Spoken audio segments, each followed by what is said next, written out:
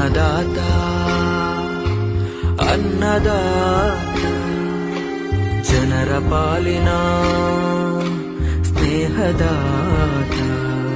ತನ್ನುಸಿರ ಬೇಯಿಸಿ ಉಸಿರು ಕೊಟ್ಟನು ಬಿಸಿಲು ಒಳಗೆ ತನ್ನ ಜೀವ ತೆತ್ತನು ನೀರು ಇಲ್ಲದೆ ನೆರಳು ಇಲ್ಲದೆ ಬೆಳೆಗೆ ಕಾಯುತ್ತಾ ಸೂರು ಬಿಟ್ಟನು ಅನ್ನದಾತ ಅನ್ನದಾತ ನಮಗೆ ನೀವೇ ದೇವದೂತ